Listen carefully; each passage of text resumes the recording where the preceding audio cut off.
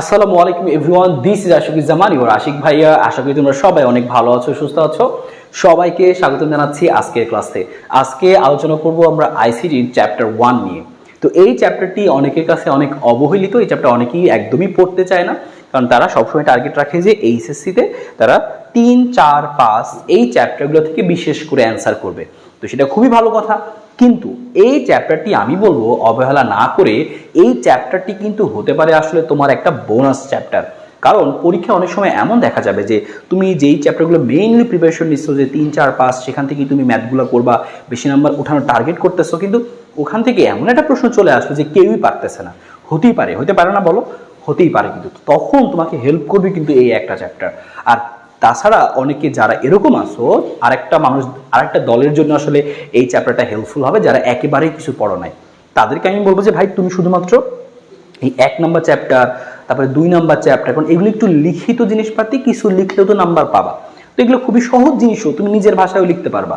তো 1 number chapter, 2 number chapter, তারপরে 3-এর কিছু অংশ, 4 নাম্বার চ্যাপ্টার, এইটুকু পড়লেই তোমার কিন্তু মোটামুটি তুমি 5টা সুন্দর মতো অ্যান্সার করে আসতে পারবা, কোনো সন্দেহ নাই। যদি কেউ মনে করো 5 নাম্বার আমি পারি না, তাও সমস্যা হয় না আসলে।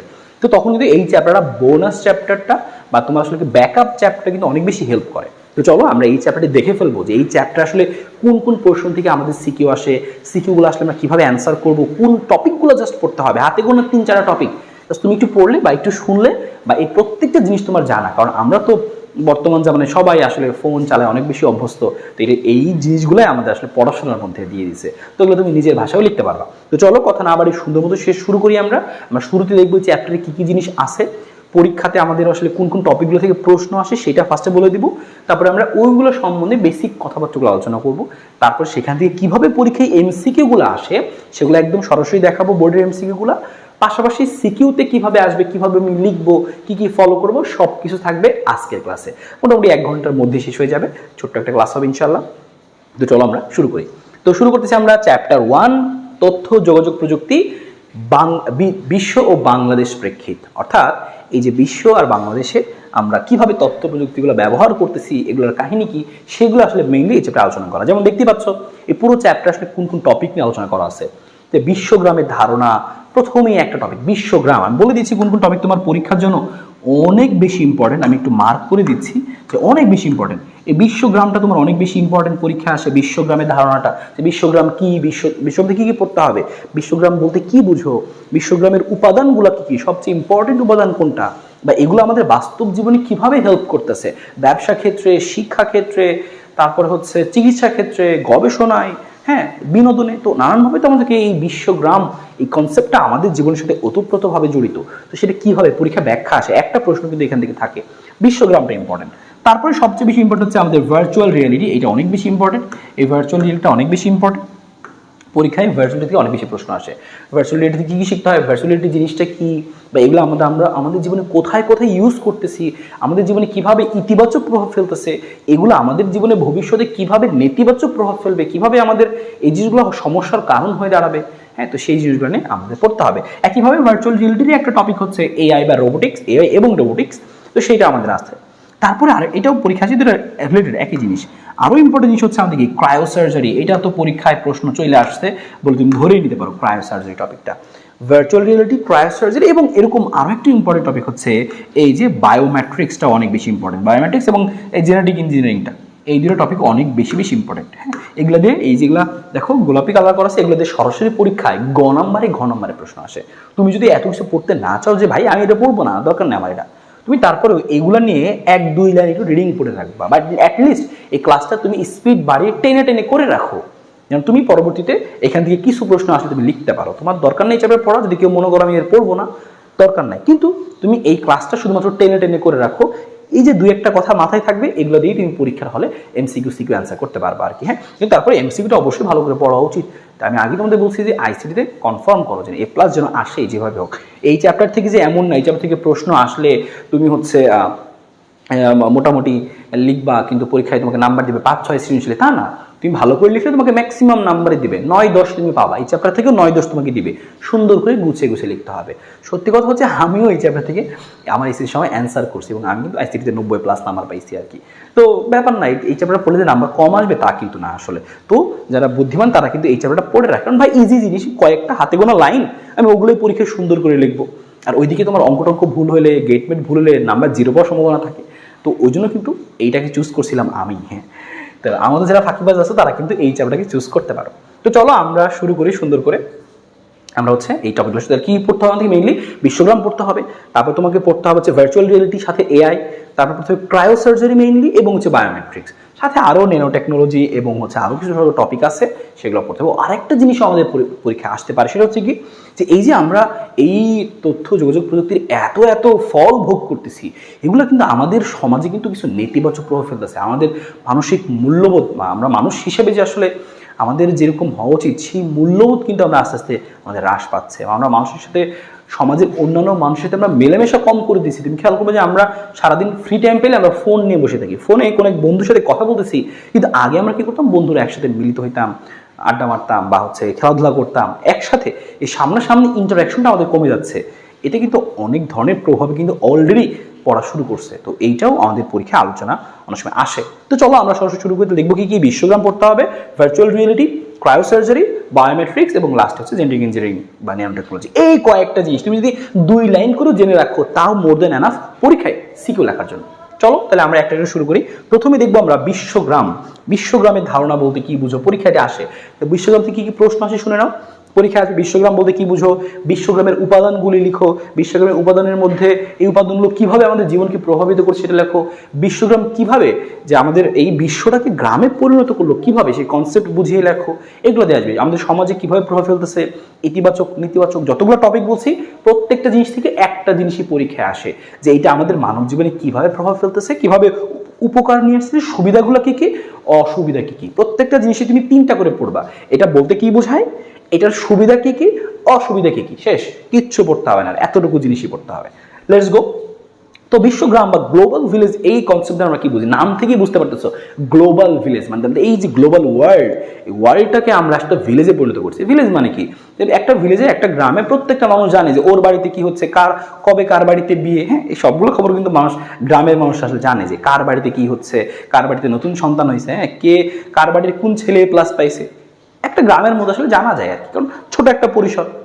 বর্তমান জামানায় কিন্তু আমরা দেখতে পাচ্ছি কি যে পুরো ওয়ার্ল্ডটা এরকম হয়ে গেছে যে আজকে আমেরিকার প্রেসিডেন্ট কি করছে সেটাও আমরা জানি আমাদের ফোনের থ্রুতে। হ্যাঁ, কোন দেশের কোন বলিউডের নায়িকা কি করছে সেটাও আমরা জানি। তো এই জিনিসগুলো দেখছো আমাদের পুরো বিশ্বটাকে আসলে কি হাতের মুঠোয় এনে দিচ্ছে। এই যে পুরো বিশ্বটাকে আমরা হাতের মুঠোয় নিয়ে আসতে পারছি, তাহলে এইটাকেই বিজ্ঞানী হচ্ছে দার্শনিক মার্শাল ম্যাকলুহান, উনি এই একটা টার্মের সাথে পরিচয় করে দিছে যে গ্লোবাল ভিলেজ। অর্থাৎ এই কনসেপ্টটা কি যে আমরা আমাদের প্রযুক্তির কল্যাণে আমরা এখানে বসে আমরা দূর দূরান্তে যোগাযোগ করতে পারতেছি, দূর দূরান্তে কোথায় কি হচ্ছে আমরা মুহূর্তে জানতে পারতেছি। এই যে ব্যাপারটা, এটাকে উনি তুলনা করছেন কি একটা ভিলেজের সাথে, গ্লোবাল ভিলেজের সাথে। এটাকে বলা হচ্ছে বিশ্বগ্রাম। ও জিনিসটা লেখা আছে, পরীক্ষা যদি আসে কখনো গ্লোবাল ভিলেজ বলতে কি বুঝো, এই কথাগুলো লিখে দিবা যে তথ্য প্রযুক্তি নির্ভর এমন একটা পরিবেশ। গ্লোবাল ভিলেজ বলতে আমরা এমন একটা পরিবেশকে বোঝাচ্ছি যেখানে কি করতেছি আমরা, দেখো যে দূরবর্তী স্থানে, আমরা যেখানে দূরবর্তী স্থানে অবস্থান করেও, এই দূরবর্তী স্থানে অবস্থান করে আমরা কি করতে পারতেছি, যে মুহূর্তের মধ্যেই সকল মানুষ আমরা একসাথে বসবাস করলে যেই সুযোগ সুবিধা হইতো সেই সুযোগ সুবিধাগুলো ভোগ করতে পারতেছি। কিরকম, যে মনে করো কোনো এক দেশে কোনো একটা ছেলে কোনো একটা নতুন একটা প্রযুক্তি আবিষ্কার করছে, সেই প্রযুক্তি কিন্তু আমরা এই দেশে বসেও সেগুলা আসলে এনজয় করতে পারতেছি বা সেই প্রযুক্তির সুবিধা নিতে পারতেছি। এই যে ব্যাপারটা, এটাকে আসলে বলা হয়েছে যে গ্লোবাল ভিলেজে একে অপরের সাথে সেবা প্রদান করতে পারতেছি। ঠিক আছে, পরীক্ষায় যে আসলে লিখে ফেলতে পারো বা তুমি এই শুনতে পারো যে গ্লোবাল ভিলেজ হচ্ছে এমন একটা ধারণা যেখানে ইলেকট্রনিক যোগাযোগের মাধ্যমে পুরা গোটা পৃথিবীটাকে একটি গ্রাম হিসেবে বিবেচনা করা হয়। এই সংজ্ঞাটা খুবই সুন্দর, তুমি চাইলে পরীক্ষা আসলে এই সংজ্ঞাটা দিতে পারো যে গ্লোবাল ভিলেজ এমন একটা ধারণা যেখানে ইলেকট্রনিক যোগাযোগের মাধ্যমে কি করা যাইতেছে, যে গোটা পৃথিবীটাকে একটা গ্রাম হিসেবে আমরা বিবেচনা করতে পারতেছি এটি। আর এই গ্লোবাল ভিলেজের এই কনসেপ্টটা আমাদের প্রথমে নিয়ে আসেন কি দার্শনিক মার্শাল ম্যাকলুহান। উনি সর্বপ্রথম এই জিনিসটা নিয়ে আসে। এবং এই গ্লোবাল ভিলেজ তুমি আরও কি পড়তে হবে, যে এই গ্লোবাল ভিলেজের উপাদানগুলো কি কি আছে, যেমন শিক্ষা, বাসস্থান, কর্মসংস্থান, ব্যবসা বাণিজ্য, বিনোদন, সংস্কৃতি, চিকিৎসা ক্ষেত্র, এরকম অনেক অনেক কিন্তু উপাদান আছে। তার মধ্যে একটা সবচেয়ে ইম্পর্টেন্ট উপাদান হচ্ছে ইন্টারনেট এবং নেটওয়ার্ক বা কানেক্টিভিটি। তো ইন্টারনেট না থাকলে কিন্তু এই জিনিসটা সম্ভব হইতো না যে আমি এখানে বসে সেই বিদেশে তোমার মনে করো চাচাতো ভাই থাকে, সেই চাচাতো ভাই কি করতেছে আজকে, সে কি দেয়া খাইছে, এটা তুমি কিন্তু আজকে এইখানে বসে জানতে পারতেছো ইন্টারনেট বা নেটওয়ার্ক কানেক্টিভিটির থ্রুতে। তো এই জন্য আমরা নেটওয়ার্ক বা ইন্টারনেটকে বলি এই গ্লোবাল ভিলেজের সবচেয়ে গুরুত্বপূর্ণ উপাদান। তো এই প্রত্যেকটা উপাদান আমাদের কিভাবে কাজে লাগতেছে, কিভাবে গ্লোবাল ভিলেজকে আসলে স্বয়ংসম্পূর্ণ করে তুলছে, সেইটা আমরা জানবো এই উপাদান থেকে। দেখো আরো বেশ কিছু পয়েন্ট লিখে রাখছি, কি কি মনে রাখবা, যে এই যে বলছিলাম যে বিশ্বগ্রাম ধারণা প্রবক্তাকে, যে কানাডিয়ান দার্শনিক হাবার্ট মার্শাল ম্যাকলুহান, অর্থাৎ নামটা মনে রাখবা, মার্শাল ম্যাকলুহান এমসিকিউতে পরীক্ষাতে আসে, যে এই গ্লোবাল ভিলেজের এই কনসেপ্টটা কে নিয়ে আসছে, মার্শাল ম্যাকলুহান নিয়ে আসছে। তাছাড়াও এর সাথে কি কি উপাদান জড়িত বললাম, যে উপাদানগুলো কি কি পরীক্ষা কিন্তু এই উপাদানগুলোর নাম তোমার আসতে পারে, আর উপাদানগুলোর ব্যাখ্যা আসবে, যে কি এটাই তো বলছিলাম শিক্ষা, কর্মসংস্থান, যোগাযোগ, চিকিৎসা, গবেষণা, বাসস্থান, হ্যাঁ, বা সামাজিক সংস্কৃতি, ব্যবসা বাণিজ্য ইত্যাদি অনেক কিছু আছে।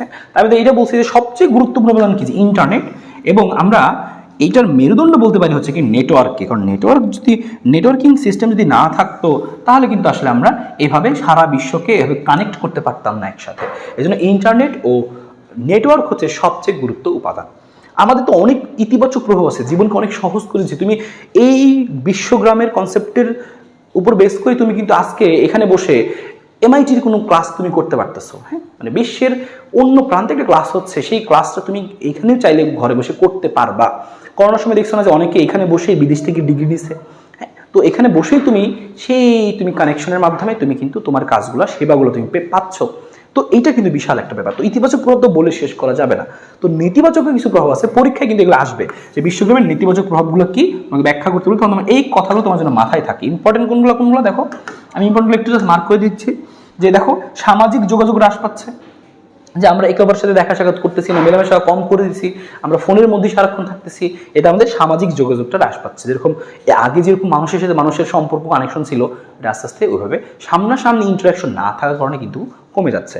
তথ্যের গোপনীয়তা হ্রাস পাচ্ছে, খুব সহজেই তথ্যগুলো এখন কি ফাঁস হয়ে যাচ্ছে। তোমার যে কোনো একটা তথ্য ইনফরমেশন খুব সহজেই কিন্তু এখন ফাঁস হয়ে যায়।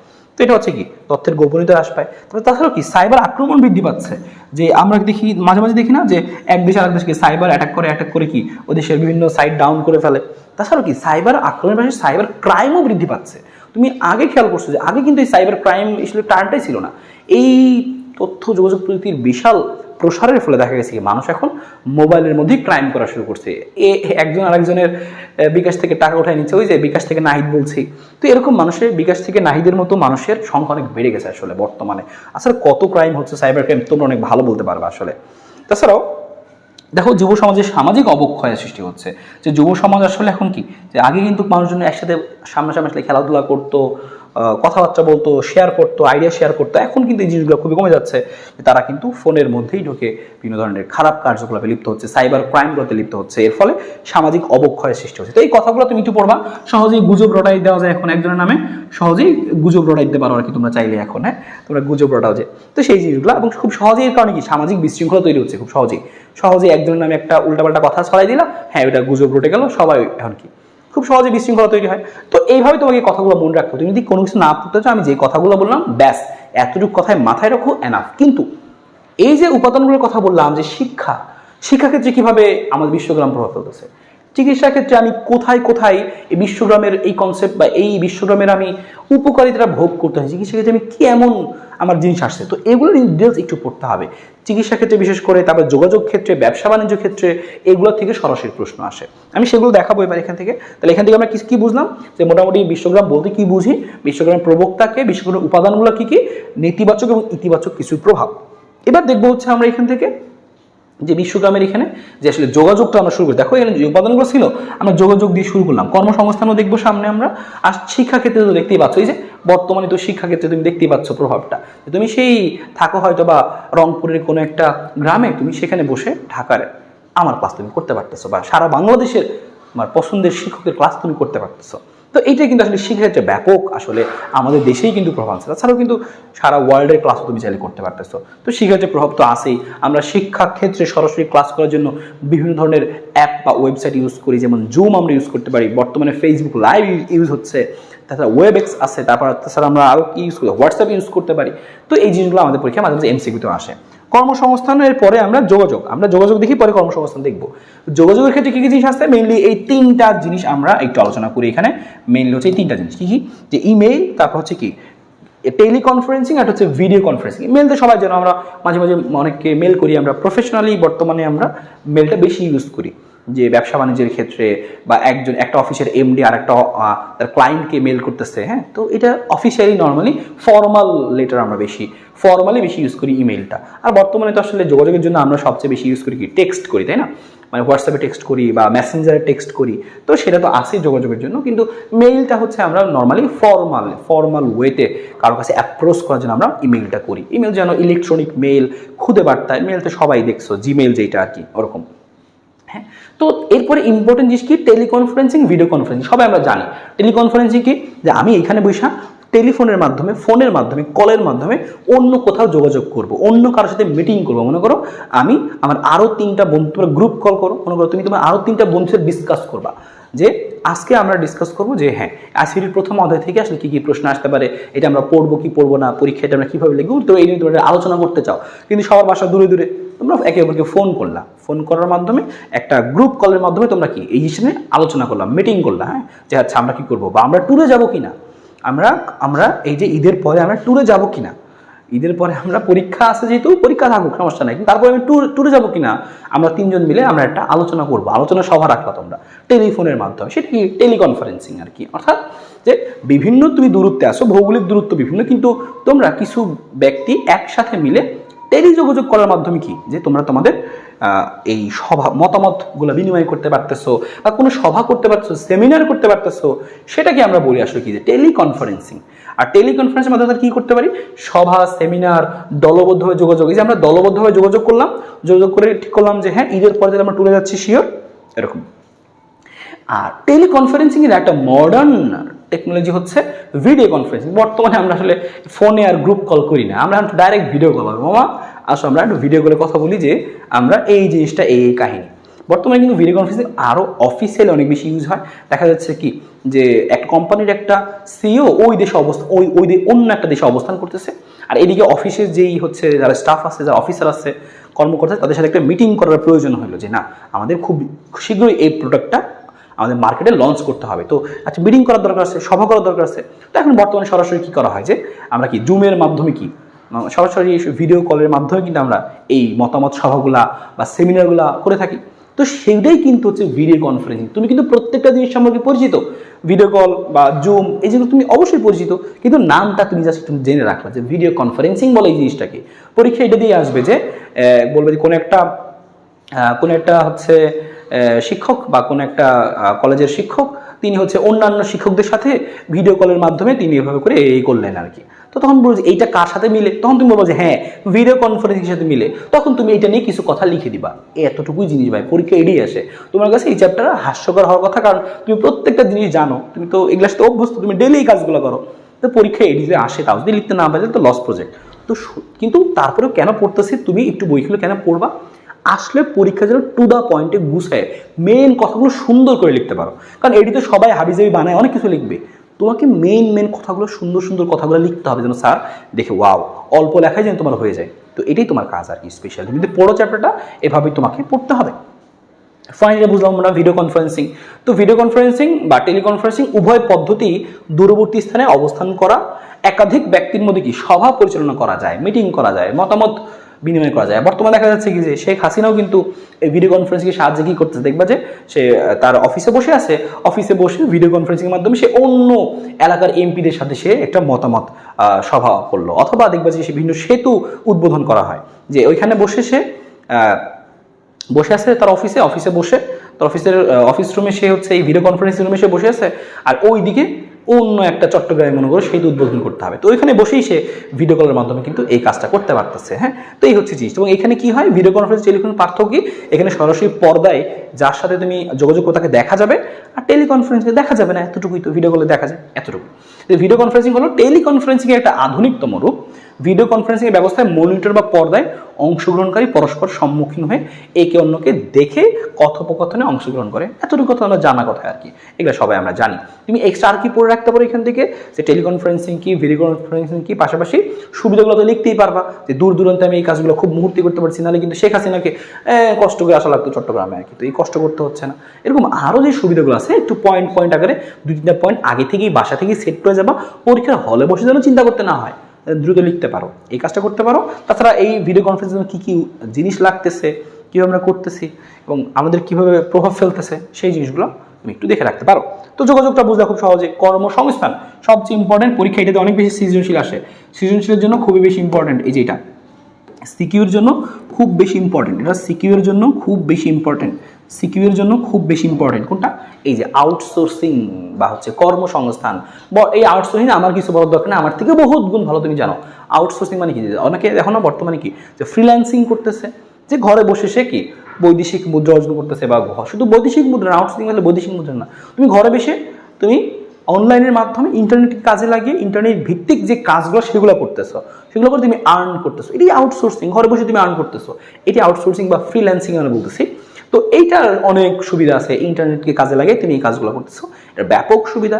এটার সুবিধা অসুবিধা তুমি একটু ছোট করে কয়েকটা পয়েন্ট আকারে মনে রাখতে পারো আর কি। হ্যাঁ, যে দেখো কি লাগছে, যে এই বিশ্বব্যাপী কর্মসংস্থানের বাজার কিন্তু উন্মুক্ত করছে। যে সুবিধা কি, বিশ্বব্যাপী আমি কাজ করতে পারছি, আমি ঘরে বসে আমি একদম বিশ্বের কাজগুলো করতে পারছি। যেমন তোমরা অলরেডি বিভিন্ন সাইটের নাম জানো আউটসোর্সিং এর জন্য, ফাইবার, আপওয়ার্ক, ফ্রিল্যান্সার, এরকম অনেক সাইট আছে না, যেখানে আসলে বিশ্বের বিভিন্ন রকম বিশ্ব দরবারে সেই কাজগুলোর লিস্ট থাকে, সেখানে গিয়ে আমরা পছন্দ মতো কাজ চাইলে করতে পারি।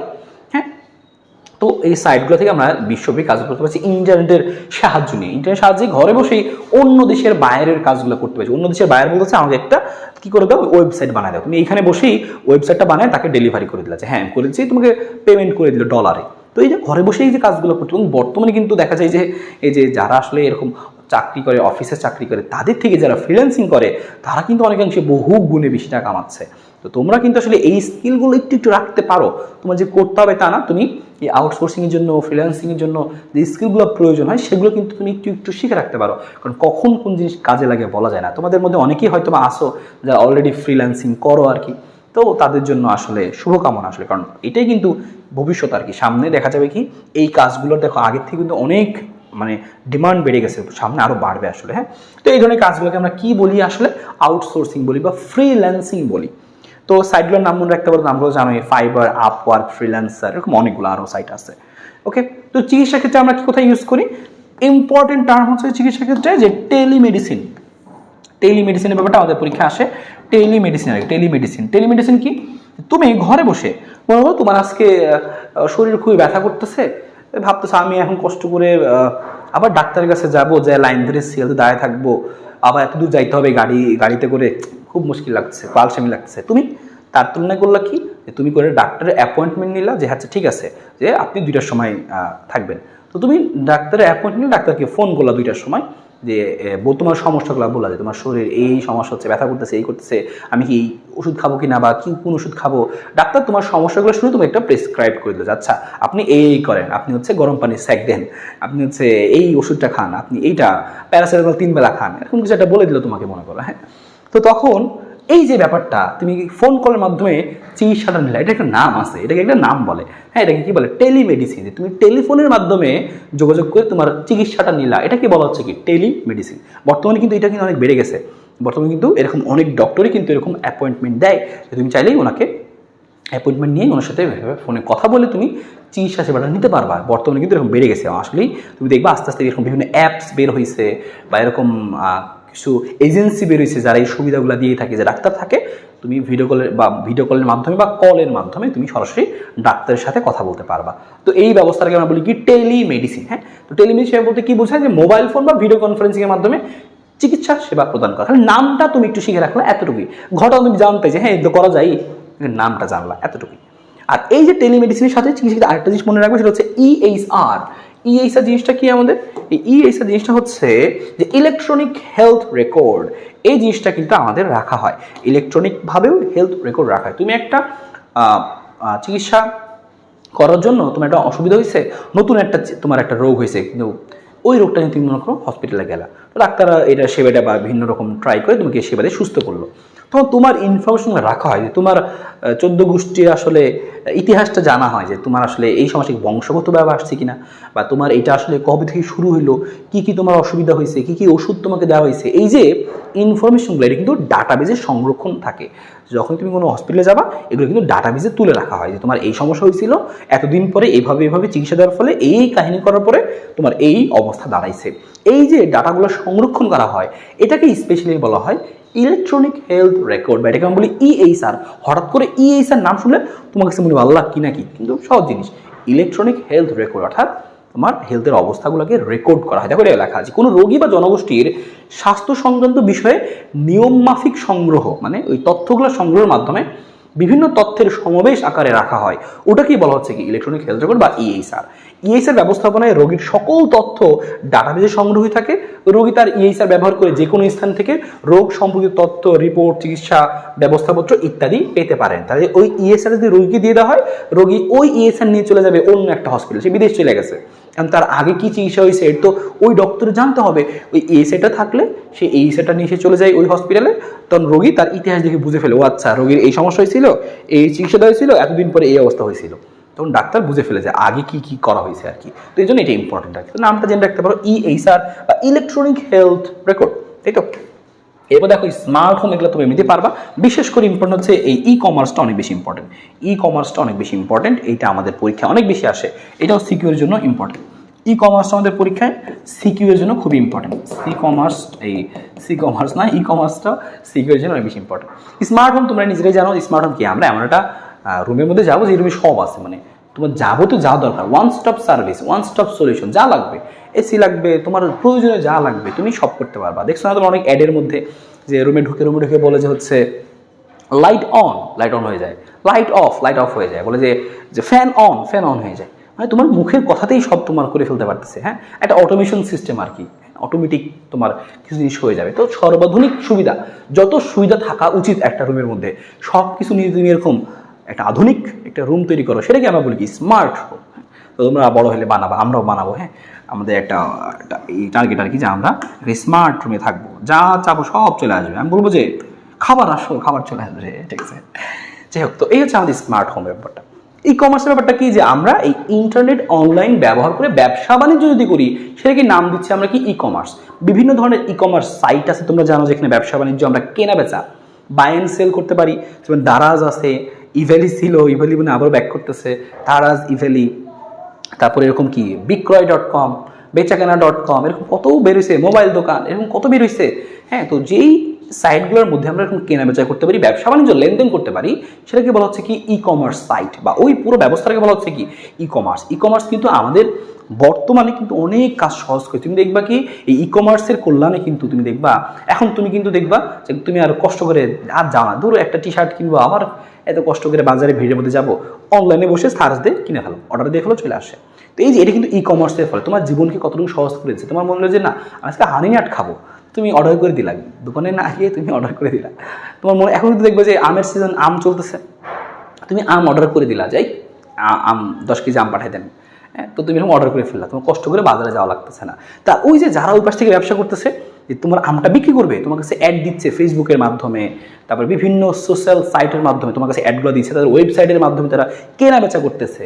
হ্যাঁ, তো তুমি ঘরে বসেই তারা কিন্তু ওই ব্যবসা বাণিজ্য করতেছে। আগে কিন্তু তারা আমের ঝাঁকা নিয়ে কিনে বাজারে বসে থাকতো, এখন তারা ঘরে বসে স্মার্ট ওয়েতে ছবি তুলে ওই প্রোডাক্টের ছবি তুলে তারা কি আমাদের নেটে দিচ্ছে বা বিভিন্ন সোশ্যাল মিডিয়া সাইটে দিচ্ছে, আমরা সেটা দেখে লোভ লাগতেছে, আমরা কিনতেছি।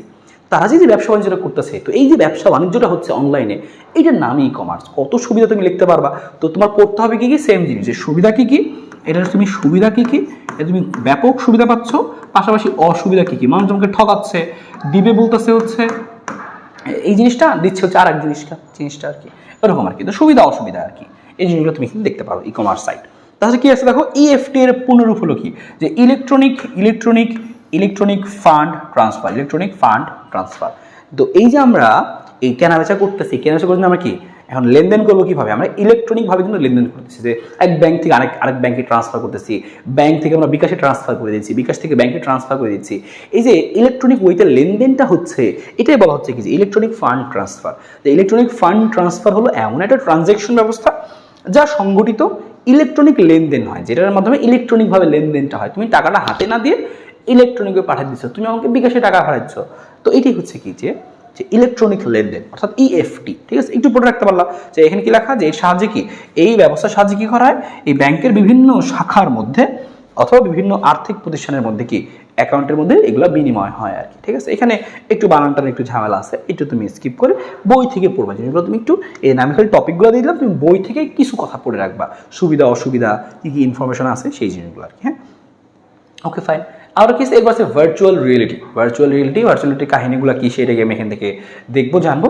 তার আগে এই যে আমরা এখান থেকে বিশ্বগ্রাম পড়লাম, এই বিশ্বগ্রাম জিনিসগুলো পড়লাম, বিশ্বগ্রামের মধ্যে কী কী আসতে হলে, বিশ্বগ্রাম কি, বিশ্বগ্রাম বলতে কী বুঝো, বিশ্বগ্রামের হচ্ছে উপাদানগুলো কী কী, উপাদানগুলো আমরা কীভাবে কাজে লাগাই, যেমন স্মার্ট হোম, তারপরে ই কমার্স, তারপরে আউটসোর্সিং, ফ্রিল্যান্সিং, তারপরে টেলিমেডিসিন, তারপরে টেলিকনফারেন্সিং, ভিডিও কনফারেন্সিং, এই যে ব্যাপারগুলো এই সবগুলা একসাথে বিশ্বগ্রাম। তো এই বিশ্বগ্রাম থেকে আমরা দেখি এমসিকিউ কি আসে, তারপর আমরা ভার্চুয়াল রিয়েলিটিতে ঢুকবো। তার আগে আমরা এখান থেকে চেক করি যে এই বিশ্বগ্রাম থেকে আমাদের পরীক্ষায় যখন এমসিকিউ আসবে কিভাবে আসবে, আমরা কিভাবে অ্যান্সার করবো জিনিসগুলো। হ্যাঁ, তো এইটা আমরা চলো একটু ছোটো করে এখান থেকে দেখার চেষ্টা করি। ঠিক আছে, তো এই জিনিসটা আমরা এখান থেকে আসো একটু দেখি, এই জিনিসটা আমরা এখান থেকে একটু দেখি। ওকে, তো দেখো আমরা এখানে দেখতে হচ্ছে এই জিনিসগুলো। ঠিক আছে, ওকে, খেয়াল করো আমরা এখান থেকে একটু দেখি যে এইখান থেকে এমসিগুলো আমাদের পরীক্ষা আসলে কীভাবে কি আসে। ওকে, স্পষ্ট দেখা যাচ্ছে, সমস্যা নেই। তো দেখো প্রথম প্রশ্ন, এই গ্লোবাল ভিলেজ থেকে কি আসতে পারে পরীক্ষায়, বলছে কিসের মাধ্যমে বর্তমান বিষয়টি গ্রাম হিসেবে বিশ্লেষণ করা যায়। যে এখানে অপশন কী কী আছে, electronic device, electronic fibre, electronic যোগাযোগ, কারণ তুমি যোগাযোগ না করলে তো আসলে এইখানে বসে তোমার ওই অন্য দেশের খবর তুমি পাইতা না। তো ইলেকট্রনিক যোগাযোগ বলতেছি আমরা, ওই যোগাযোগ একটা মাধ্যম হচ্ছে ইলেকট্রনিক ডিভাইস। ঠিক আছে, কিন্তু ব্যবস্থাটা কি ইলেকট্রনিক যোগাযোগ। তো এই লেখা আছে বিশ্বগ্রাম বলতে কি বুঝো, আমি তোমাকে লিখেও দিয়েছিলাম। এই বিশ্বগ্রাম ধারণা প্রবক্তাকে যে ওই যে কানাডিয়ান দার্শনিক হাবার্ট মার্শাল ম্যাকলুহান। তো ওনার কথাটা মনে রাখবা, কারণ এটাতে পরীক্ষাতে অনেক বেশি এমসিকিউ আসে। মার্শাল ম্যাকলুহান, সহজ কথা, মার্শাল ম্যাকলুহান এই যে নাম্বারের মধ্যে আছে। ঠিক আছে, এটা তুমি একটু জানলা এখান থেকে। তারপর দেখো আরো কি প্রশ্ন আসতে পারে এখানে, যে ওই যে উনি কি ছিলেন, প্রশ্ন আসছে কি মার্শাল ম্যাকলুহান কি ছিলেন, উনি একজন কানাডিয়ান দার্শনিক ছিলেন। তো আমরা দেখে আসছিলাম উনি একজন কানাডিয়ান দার্শনিক ছিলেন। আর এই মেশিন লার্নিং অ্যাপ্লিকেশন তৈরিতে প্রোগ্রামিং ভাষা হতে হয়। মেশিন লার্নিংটা কি, ওই একটু পরে আমরা পড়বো হচ্ছে যে হচ্ছে আমাদের ভার্চুয়াল রিয়েলিটি। ওই ভার্চুয়াল রিয়েলিটির অন্যতম একটা গুরুত্বপূর্ণ পোর্শন হচ্ছে মেশিন লার্নিং, বা ওর সাথে আরও অনেক জিনিস আছে মেশিন লার্নিংয়ের পাশাপাশি। মেশিন লার্নিংটা অনেক বেশি ইম্পর্টেন্ট। তো ওই মেশিন লার্নিং আমরা কি ইউজ করি, এরকম আমরা এই যে পাইথন ইউজ করি, পাইথন প্রোগ্রামিং ল্যাঙ্গুয়েজে পাইথন ইউজ করি, বা C++ এরকম অনেকগুলো আছে, সেগুলো আমরা ইউজ করি। সেগুলো লেখা আছে, তুমি দেখতে পারো এখানে ডিটেলস ব্যাখ্যা আমাদের লেখা আছে। আমি এই পিডিএফটা তোমাদেরকে দিয়ে দিব, আমি এখানে জাস্ট কয়েকটা দেখাচ্ছি। তুমি এই জিনিসগুলো যদি আধা ঘন্টা একটু নিয়ে বসো, পড়ো একবার, এটা এমনি মনে থাকবে, সেটা পড়ানোর কিছু নয়, নতুন বোঝানোর কিছু নয়। তাও কি আমি একবার জাস্ট একটু দ্রুত দেখাই দিচ্ছি যে হ্যাঁ ঠিক আছে, তুমি এখান থেকে জিনিসগুলো দেখে রাখলাম। বলছে কোনটি গ্লোবাল ভিলেজের ক্ষেত্রে সবচেয়ে গুরুত্বপূর্ণ, এটা ইম্পর্টেন্ট প্রশ্ন। সবচেয়ে গুরুত্বপূর্ণ হচ্ছে ইন্টারনেট এবং হচ্ছে নেটওয়ার্ক। ইন্টারনেট অপশন এই যে ইন্টারনেট এবং নেটওয়ার্ক হচ্ছে সবচেয়ে গুরুত্বপূর্ণ উপাদান আর কি, ইন্টারনেট। কারণ ইন্টারনেট না থাকলে জিনিসটা তুমি কিছু করতে পারতা না। বিশ্বগ্রাম ধারণার সাথে কোন বিষয়টি বিশেষভাবে সম্পৃক্ত, দেখো ইন্টারনেট সুবিধার ব্যাপক প্রসার। কারণ ইন্টারনেট সুবিধার ব্যাপক প্রসার যদি না ঘটতো তাহলে কিন্তু তুমি এই ইন্টারনেট সুবিধার ব্যাপক প্রসার না ঘটলে তুমি কিন্তু এই গ্লোবাল ভিলেজের সাথে তুমি পরিচিত হইতে পারতা না। এই উপাদানগুলো কী কী আছে বলছিলাম, শিক্ষা, কর্মসংস্থান, যোগাযোগ, চিকিৎসা, গবেষণা, অফিস, ব্যবসা বাণিজ্য, তারপর হচ্ছে সংবাদ বা সংস্কৃতি, অনেকগুলো যে উপাদান কোনটি আসছে পরীক্ষা। দেখো কী আছে, artificial intelligence, biometrics, nano technology, education, শিক্ষা একটা উপাদান ছিল, তো পরীক্ষা হয়ে আসতে পারে আর কি। হ্যাঁ, বুঝতে পারলাম। তো এই জিনিসগুলো তোমার এখান থেকে পরীক্ষা আসে, কোথা থেকে, গ্লোবাল ভিলেজ থেকে। আরও দেখি গ্লোবাল ভিলেজ থেকে আরও কী প্রশ্ন আছে, আরেক পেজ দেখি আমরা। বিশ্বগ্রামের মেরুদণ্ড কোনটা, ওই যে পড়ছিলাম আমরা নেটওয়ার্ক বা কানেক্টিভিটি মেরুদণ্ড বলে। তারপর হচ্ছে বিশ্বগ্রামের কারণে কি হয়, দেখো বাস্তব সামাজিক জগৎ হ্রাস পাচ্ছে। আমরা কিন্তু ঘরে বসেই আমরা পাশের রুমে তোমার মনে করো যে কেউ একজন আছে তোমার সমবয়সী আছে, তাকে টেক্সট করতেছো যে চল বাইরে যাই। আমরা আগে কি করতাম, যে ডাকতাম রে বাইরে যাবি, এখন কি করি জোরকে টেক্সট দিয়ে বলতেছি বাইরে যাবি কিনা, এরকম ঘটনা। তার মানে কি যে আমাদের সামনাসামনি যোগাযোগটা আমরা কমাই ফেলতেছি আর কি, আমরা যত কাজ ফোনেই সেরে ফেলতেছি। আগে আমরা সামনে একজন বন্ধুকে ডেকে আমরা আলোচনা করতে হবে, ফোনেই আলোচনা সেরে ফেলতেছি। এই যে আমাদের বাস্তব যোগাযোগটা কিন্তু হ্রাস পাচ্ছে, ওটাই বাস্তব সামাজিক যোগাযোগ হ্রাস পায়। ঠিক আছে, এই আমার জিনিসটা গেল। তবে কম্পিউটার সংশ্লিষ্ট যন্ত্রপাতিকে সঠিকভাবে পরিচালনার জন্য কোনটা প্রয়োজন? সফটওয়্যার প্রয়োজন, আমরা সবাই জানি, এখান থেকে পারবো। দেখো, তারপরে যোগাযোগের ক্ষেত্রে কিছু জিনিস আছে। ইমেল সার্ভিস ব্যবহার করার জন্য কোনটি আবশ্যক নয়? ইমেলের জন্য ইন্টারনেট লাগবে, সফটওয়্যার লাগবে, ঠিকানা লাগবে, প্রাপকের নাম এটা ম্যান্ডেটরি না, তুমি নামের জায়গায় এবিসি দিলেও কোনো সমস্যা নাই, কিন্তু এখানে মেল ঠিকানা মাস্ট। অ্যাড্রেস যদি না দেয় তাহলে মেলটা যাবে কার কাছে? ঠিক আছে, এই হচ্ছে আমাদের এখানকার জিনিসগুলো আছে। আউটসোর্সিং কি? আউটসোর্সিং ইন্টারনেট ভিত্তিক কাজ, ইন্টারনেটের মাধ্যমে আমরা টাকা আর্ন করতে চাই, আউটসোর্সিং। এখানে আছে দূরবর্তী স্থানে অবস্থান করা একাধিক ব্যক্তির মধ্যে সভা পরিচালনা করার আধুনিকতম পদ্ধতি কোনটা? টেলিকনফারেন্স একটা পদ্ধতি, কিন্তু আধুনিক কোনটা? Video conferencing. ঠিক আছে, তো এই ভিডিও কনফারেন্সিং আধুনিকতম পদ্ধতি। তুমি এখান থেকে জাস্ট পড়ে ফেলতে পারো এই বিশ্বক্রমের কনসেপ্টগুলো। শিক্ষাক্ষেত্রে আসছে লাইভ ক্লাসে সরাসরি শিক্ষার্থীদের পাঠদান করা যায় কোনটির মাধ্যমে? দেখো, মেইনলি অ্যাপটা হচ্ছে ওয়েবএক্স বা হচ্ছে জুম, কিন্তু আমরা কিন্তু বর্তমানে ফেসবুকের মাধ্যমে কি লাইভে সরাসরি ক্লাস নিতে পারি। তো এখানে একটা মানে কনফিউশনমূলক প্রশ্ন ছিল, এইটা দেখে অনেকেই কনফিউজ হবে, কিরে ফেসবুক আছে, অনেকে ফেসবুক দেখবেন, ফেসবুকে লাইভ ক্লাস করাইছে পরীক্ষা দেওয়ার আগে, কিন্তু এটার অ্যান্সার ছিল হচ্ছে ওয়েবএক্স আর কি। ফেসবুক কিন্তু আসলে একটা মাধ্যম, কিন্তু ওনারা আসলে অপশনটা হয়ে দিতে পারে না আর কি। ওনারা এইটাকে ফলো করছে আর কি। বই যেটা লেখা ওটা ওটা দিচ্ছে। বই লেখা কি? Webex, Google Meet, Skype, WhatsApp, Zoom, বইগুলো লেখা। কিন্তু ফেসবুকে তো আমি লাইভ ক্লাস করতেছি, আমাকে স্যার আমি একটু আগে লাইভ ক্লাস করে এলাম স্যার, এরকম ব্যাপারটা। যে কোনটি আউটসোর্সিং এর মার্কেট প্লেস কোনটা? দেখো, আউটসোর্সিং করার জন্য আমরা কি ইউজ করি, যেমন ফাইবার, আপওয়ার্ক, ফ্রিল্যান্সার, এগুলো সহ আরও আছে ওডেক্স, টুইটার, মাই স্পেস বা ডিং, এগুলো না। ওডেক্স হচ্ছে একটা কি লেখা আছে সেগুলো, ফ্রিল্যান্সার, আপওয়ার্ক, ওডেক্স, যে কি আছে বিলান্সার, ফাইবার, এরকম অনেকগুলো নাম আছে, তোমরা জানো। আর ইন্টারনেটের মাধ্যমে কর্মসংস্থানকে কি বলে? আউটসোর্সিং বলে, এটা আমরা জানি। এই ধরনের প্রশ্নগুলো দেখো ঘুরে ফিরে আসছে আর কি। হ্যাঁ, এগুলো তুমি মোটামুটি বুঝতে পারবে আর কি। দেখো বলছে অনলাইনে পারস্পরিক মিথস্ক্রিয়ার মাধ্যমে শিক্ষা পরিচালনাকে কি বলে? এটাকে বলা ই লার্নিং। ইন্টারনেটের মাধ্যমে তুমি লার্নিংটা নিচ্ছ, এটাকে বলা ই লার্নিং। তোমার খালি এই টপিকগুলো সম্পর্কে টাইট রাখতে হবে। পরীক্ষা বলতে পারে ই লার্নিং বলতে কি বুঝো, তখন তুমি বুঝলা না ই লার্নিং আবার কি। তুমি যে কাজটা করতেছো এটা ই লার্নিং, যে ইন্টারনেটের মাধ্যমে তুমি শিক্ষা নিচ্ছ, ই লার্নিং। তো এই কথাগুলো লেখা আছে এখানে। ঠিক আছে, দেখো চিকিৎসা ক্ষেত্রে কি প্রশ্ন আসতে পারে? ওই যে নিয়ম মাফিক ডাটা সংগ্রহ করাকে আমরা কি বলি? ইএইচআর, ইলেকট্রনিক হেলথ রেকর্ড, এটা পরীক্ষা আসছে। যে ভিডিও কনফারেন্সিং এর মাধ্যমে ডাক্তার কাছে সেবা নেওয়াটাকে কি বলা হয়? টেলিমেডিসিন বলা হয়। এই জিনিসগুলো পরীক্ষা ঘুরে ফিরে আসে। হ্যাঁ, এটা টেলিমেডিসিনের ব্যবস্থা কি সম্পর্কিত চিকিৎসা ক্ষেত্রে এরকম। যে অফিসে আমরা অনেক সময় ইউজ করি, ই কমার্স আমরা ইউজ করতেছি, ই কমার্স সাইট নয়, জিজ্ঞেস করছি কোনো ই কমার্স সাইট নয়। বিক্রয়.com, বিং না, কারণ বিং এর মাধ্যমে আমরা সার্চ দিই, গুগলের মতো এটা। বিক্রয়, ইবে, আলিবাবা, অ্যামাজন, হ্যাঁ এরকমগুলা কি আসলে, বা দারাজ, ইভেল, এগুলো কি ই কমার্স সাইট। কিন্তু বিং, গুগল এগুলো কিন্তু সার্চ ইঞ্জিন। স্মার্ট হোমের প্রশ্ন এখানে আসছে কয়েকটা। ঠিক আছে, এই হচ্ছে ঘটনা। এখান থেকে মোটামুটি এই ধরনের প্রশ্নগুলো আসতে পারে। ইন্টারনেটের মাধ্যমে ব্যবসা বাণিজ্য পরিচালনাকে কি বলা হয়? ই কমার্স বলা হয়। এটা সহজ কনসেপ্ট। আমরা এখন দেখবো যে ভার্চুয়াল রিয়েলিটি জিনিসটা কি, ভার্চুয়াল রিয়েলিটি কি পড়তে হবে, সেই জিনিসগুলো চলো আমরা সহজে ছোট করে দেখি। আমরা এখান থেকে দেখলাম যে মোটামুটি কি ধরনের প্রশ্ন আসতে পারে, একটা আইডিয়া আমরা এখান থেকে রাখলাম। ঠিক আছে, তো চলো আমরা এখন হচ্ছে এখান থেকে পরেরটার মধ্যে যাই। আমাদের ভার্চুয়াল রিয়েলিটি জিনিসটা ছিল, সেই ভার্চুয়াল রিয়েলিটি এবং অন্যান্য টপিকগুলো দেখে তারপরে আমরা এখান থেকে এমসিকিউ দেখবো। ঠিক আছে, ফাইন। তো আমরা এবার এইখানকার বাকি টপিকগুলো শেষ করি। একটা প্রশ্ন আমাদের হইলো, এবার দেখি আমরা ভার্চুয়াল রিয়েলিটি সহ অন্যান্য জিনিস। তো দেখো নামের মধ্যে কিন্তু ভাই আছে যে ভার্চুয়াল রিয়েলিটি, মানে জিনিসটা কি? তোমার কাছে মনে হবে রিয়েলিটি, কিন্তু রিয়েলিটি না, এটা ভার্চুয়াল। ভার্চুয়াল মানে কি? কল্পনা। হ্যাঁ, তোমার কাছে মনে হবে রিয়েলিটি, কিন্তু জিনিসটা কি? কল্পনার মধ্যে। মানে মনে করো তোমার আমি শিখলাম যে চল তো আজকে প্লেন চালানো শিখাবো, আর তোমার এখানে আমি নিয়ে আসল প্লেনে উঠাই দিব, তো শেষ। এই জন্য কী করবো আমরা? তোমাকে নিয়ে যাবো কোথায়? একটা ফ্লাইট সিমুলেশন একটা সিস্টেমের মধ্যে। তুমি একটা রুমে যাবা, ওইখানে একদম প্লেনের মতোই মনে হবে সব কিছু থাকবে। তুমি মনে করো যে এই এরোপ্লেন চালানোর জন্য যা যা করতে হয় সব কিছু তুমি করবা, তো ওইভাবেই কাজ হবে। কিন্তু তুমি কিন্তু ঘরের মধ্যে বসে, তুমি প্লেন নিয়ে উঠতেছো না, তোমার কাছে সামনে ওরকম সিনারিও দেওয়া হবে যে হ্যাঁ তুমি আকাশে উঠছো, তুমি এই যে উপরে উঠতেছো, এরকম সব কিছু তোমাকে ফিলিংস দেওয়া হবে। তার মানে তুমি ভার্চুয়ালি এই রিয়ালিটিটার ফিল নিতে পারতেছো, যে তুমি আকাশে উড়লে, প্লেন চাললে, তুমি এরকম বাঁকাবা, প্লেন ওরকম বাঁকবে, তুমিও বেঁকে যাবা। এরকম সব কিছু ফিল তুমি নিতে পারবা সিমুলেশনের মাধ্যমে। 3D সিমুলেশন, এটাই হচ্ছে কি ভার্চুয়াল রিয়েলিটি। তোমাকে একটা 3D সিমুলেশন ক্রিয়েট করে দেওয়া হবে। অথবা তোমরা অবশ্যই দেখছো 3D 5D মুভি দেখছো না, ওইটাও ভার্চুয়াল রিয়েলিটি। দেখছো না, যে মনে হয় কি তোমার সামনে এসা সব কিছু হইতেছে আর কি, তোমার কাছে তাই মনে হয়, মনে হবে যে তুমি ওদের একটা অংশ। হ্যাঁ, ওরকম। তো ওইটাকে বলছি আমরা কি, যে ভার্চুয়াল রিয়েলিটি। তো বর্তমানে কিন্তু এই ভার্চুয়াল রিয়েলিটির ব্যাপক প্রসার হয়েছে। এর মধ্যে কি চলে আসছে? এআই চলে আসছে, মেশিন লার্নিং, যেমন হচ্ছে এই নিয়ে আমাদের সামনে পড়াশোনা থাকবে একটু হালকা পাতলা, এই টপিকগুলো কিন্তু খুবই রিসেন্ট, এই জন্য তোমার এখান থেকে প্রশ্ন আসার সম্ভাবনা অনেক বেশি। হ্যাঁ, তো আমরা এটি দেখি কি লেখা, যে পরীক্ষা আসলে কি লিখবা, যে প্রকৃত অর্থে বাস্তব নয় কিন্তু বাস্তবের ন্যায়ই তোমাকে সমস্ত অনুভূতি দিবে, সেটা কি বলছি আমরা কি ভার্চুয়াল রিয়েলিটি। বাস্তবের ন্যায় চেতনা উদ্রেককারী কল্পনা নির্ভর, এইটাকেই বলছি আমরা ভার্চুয়াল রিয়েলিটি বা ভিআর।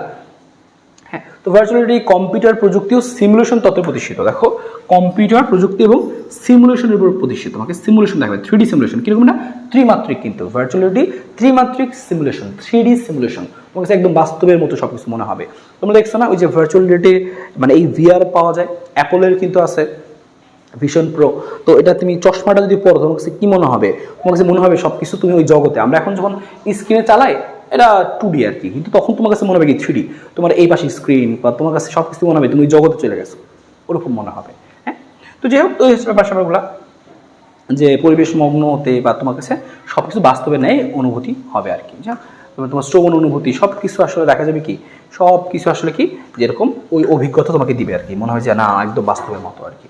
তো এগুলো পড়তে পারো, ছোটো করে রিডিং পড়বা। এই থেকে মেনলি পড়তে হবে কি, পরীক্ষা আসবে কি ভাইয়া, ভার্চুয়ালিটি বলতে কি বুঝো, এটা আসবে, এটা বলতে কি বুঝো, পাশাপাশি আসবে এটার সুবিধা কি, যে ভার্চুয়াল রিয়েলিটি ইউজ করে তুমি কি কি সুবিধা পাচ্ছ, তুমি ভার্চুয়াল রিয়েলিটি ইউজ করে কি কি অসুবিধা তোমার হচ্ছে আর কি। হ্যাঁ, তো এগুলো তোমার পরীক্ষায় সরাসরি সিকিউতে আসবে, ডিরেক্ট আসবে। এটা সিকিউর অনেক বেশি ইম্পর্টেন্ট, ভার্চুয়াল রিয়েলিটি সিকিউর জন্য অনেক বেশি ইম্পর্টেন্ট। তো তোমার এখানে সুবিধা অসুবিধাগুলো, এটার প্রভাবগুলো জানতে হবে, তো সেটা আমরা জানবো। বা এর মধ্যে অনেকগুলো টপিক আছে ভার্চুয়ালিটির মধ্যে, এআই আছে, রোবোটিক্স আছে, মেশিন লার্নিং আছে। হ্যাঁ, সেগুলো আমরা দেখবো। তারপর সেই প্রভাবগুলো লেখা আছে, আরও কিছু ইম্পর্টেন্ট ইনফরমেশন লেখা। দেখি কি লেখা, যে এই ভার্চুয়াল রিয়েলিটি কি, যে ভার্চুয়াল রিয়েলিটি হচ্ছে কি একটা কি, যে ত্রিমাত্রিক একটা সিমুলেশন, ত্রিমাত্রিক সিমুলেশনটা হচ্ছে কি ভার্চুয়াল রিয়েলিটি। আর এর জন্য আমরা কি ব্যবহার করি, যে HMD বা হেড মাউন্টেড ডিসপ্লে, আমরা একটা চশমা পরি বা হচ্ছে মাথার মধ্যে যখন একটা গিয়ার লাগাই, হেড মাউন্টেড ডিসপ্লে। ভার্চুয়াল রিয়েলিটির ব্যবহার কি, যে কোথায় কোথায় ব্যবহার হচ্ছে, চিকিৎসা ক্ষেত্রে ব্যবহার করতে পারতেছি, বিনোদন ক্ষেত্রে, যানবাহন চালানোর ক্ষেত্রে, সামরিক প্রশিক্ষণে, বিভিন্ন শিক্ষা গবেষণায়। এইটাই তোমার মেইন, তোমার এটাই মেইন, যে কোথায় কোথায় ব্যবহার করা হচ্ছে, কিভাবে ব্যবহার করা হচ্ছে।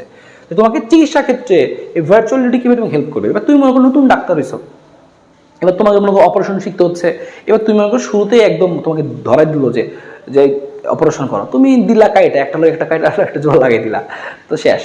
তো এই জন্য তোমাকে আগে প্র্যাকটিস করানোর জন্য বর্তমান জামানায় কিন্তু যেগুলো একদম খুবই সূক্ষ্ম যেই অপারেশনগুলো, সেগুলো তোমাকে আগে ভার্চুয়াল রিয়েলিটিতে প্র্যাকটিস করা। তোমাকে এরকম হেড মাউন্টেড ডিসপ্লে দিয়ে দিবে, তুমি চশমাটা পরবা, তার সামনে কিছু একটা থাকবে, তোমার কাছে তখন ওই যখন তুমি ভিজুয়ালাইজ করবা যে হ্যাঁ ওই জিনিসটাই, তখন তুমি এটাকে আস্তে আস্তে জিনিসগুলো করবা, তখন ভুললে তো কেউ মরে যাবে না। হ্যাঁ, তো এই জন্য তুমি প্র্যাকটিস করতে পারবা, তো ওই জিনিসটা কিন্তু তোমাকে এক্সপার্ট করে তুলবে। যখন বাস্তবে তুমি করবা তখন তোমার কাছে অনেক বেশি ইজি মনে হবে আর কি। হ্যাঁ, তো এরকম আরও অনেক কিছু আছে। বিনোদন ক্ষেত্রে আমরা ইউজ করতেছি, যানবাহন চালানো, একটু বললাম যে ফ্লাইট সিমুলেশন, তুমি ফ্লাইট চালাবা, তুমি প্লেন চালাবা, রকেট চালাবা বা হচ্ছে চালাবা, তো আগে একটু প্র্যাকটিস থাকতে হবে। তো ওই জন্য তোমার আমরা এই সিমুলেশন বা এই ভিআর ইউজ করি আমরা। সামরিক বাহিনীর প্রশিক্ষণে আমরা কিন্তু এখন কী করা হয়, দেখবো যে যুদ্ধকে তুমি যে যাবা, সরাসরি যুদ্ধকে তুমি নিয়ে গেলো বাস্তবে গুলি দেওয়া, তুমি গুলি করতে গিয়ে গুলি খেয়ে মরে গেলাম প্র্যাকটিস করতে গিয়ে, তাহলে সমস্যা। এই জন্য তোমাকে কী করা হবে, সবার বর্তমানে এটা ইউজ করা হয়, ভিআরটা ইউজ করা হয়, যে সবার চোখে দিয়ে দেওয়া হয়, মানে সবাই এরকম মাথায় বেঁধে নেয়, আর তখন একদম বাস্তবের মধ্যে সবাই দেখতে পায় যে হ্যাঁ আমরা এই জায়গায় আছি, ওই যে যেখানে আসে অবস্থান করতেছে, তুমি গুলাগুলি প্র্যাকটিস করবো আর কি। তো এরকম ছাড়াও আরও অনেক কাজে আমরা এটা ব্যবহার করতেছি, শিক্ষাতে, গবেষণাতে আরও বেশি ব্যাপক ইউজ হচ্ছে। হ্যাঁ, তো এইটা সবচেয়ে ইম্পর্টেন্ট পোর্শন, যে কোথায় কোথায় ইউজ করছি, কেন ইউজ করছি, এগুলো তুমি যতটুকু ডিটেলসে পারো একটু জেনে রাখবা, ইনফরমেশনগুলো যেন পরীক্ষাতে সুন্দর লিখতে পারো। তাছাড়া কি আমরা আরও জায়গায় করতে পারতেছি, অনেক দূরে কাজ পরিচালনার প্রক্রিয়াকে আমরা টেলিপ্রেজেন্স বলি, আর ভার্চুয়াল রিয়েলিটির ক্ষেত্রে এই টেলিপ্রেজেন্সের প্রয়োগ দেখা যায় আর কি। বিশেষ করে তোমার যেটা লাগবে বলছিলাম সুবিধা অসুবিধা, এই যে ভার্চুয়াল রিয়েলিটির কুপ্রভাবগুলো কী কী আর সুপ্রভাবগুলো কী। সুপ্রভাব তো বললাম আমরা সকল জায়গায় ইউজ করতে পারছি, ভিডিও গেমস খেলতেছি আমরা এভাবে করে। তারপর হচ্ছে কি, যে এই যে ড্রাইভিং, ফ্লাইট সিমুলেশন, চিকিৎসা ক্ষেত্রে, গবেষণায়, এই জিনিসগুলো এখানে লেখা। আর কুপ্রভাব কী কী দেখো লেখা আছে, যে আমাদের কি মনুষ্যত্বহীনতা করে ফেলতেছে আর কি। জিনিসগুলো যখন আমাদের সামনে আসবে, এই জিনিসগুলো ব্যাপকভাবে আসবে, তখন আমরা দেখা যাবে ওটার মধ্যেই ঢুকে বসে, ওটা আমাদের একটা দুনিয়া হবে। বাইরে মানুষের সাথে যে ইন্টারাকশন, সেটা অনেক বেশি কমে যাবে। এতে মানুষের দেখো ক্রিয়া হ্রাস পাবে, মানব সমাজ বিলুপ্ত হতে থাকবে তখন আস্তে আস্তে। ভার্চুয়ালিটির ফলে মানুষ ইচ্ছা মতো কল্পনা জগতে থাকবে, আর বেশিরভাগ সময় কল্পনা জগতে সে থাকতে চাবে, খুব কম সময় সে বাস্তবের জগতে মানুষের সাথে মিশবে আর কি। হ্যাঁ, এতে ফলে কি হবে, যে একটা বিশাল একটা মানব সমাজ পৃথিবী, এগুলো নিয়েই কিন্তু একটা কি অনিশ্চয়তা চলে আসবে যে আসলে কতদিন আসলে মানুষ যেভাবে বসবাস করে সেই জিনিসটা টিকে থাকবে। হ্যাঁ, তো এই জিনিসগুলো, তাছাড়া তো আরও সমস্যা আছে দৈহিক, যে তোমার চোখের অনেক সমস্যা হবে এই জিনিসগুলো ইউজ করার ফলে, এত বেশি ইউজ করার ফলে, বা শ্রবণ শক্তি তোমার সমস্যা হবে, তো আরও নানান সমস্যা তো আস্তে আস্তে বেরোতে থাকবেই। তো দেখে রাখতে পারো শুরু করে সুপ্রভাব কুপ্রভাব পরীক্ষায় ডিরেক্ট আসবে। এগুলো কোথায় আসবে? ঘতে। বলবে কি, হ্যাঁ যে রহিম সাহেব এই প্রযুক্তি ব্যবহার করলেন, তখন তুমি বুঝবা ও আচ্ছা রহিম সাহেব তো আসলে ভিআর ইউজ করছে বা ভার্চুয়াল রিয়েলিটির প্রযুক্তি ব্যবহার করছে, ওটা সময় তুমি লিখতে বলবে, তখন তোমাকে এই কথাগুলো লিখতে হবে।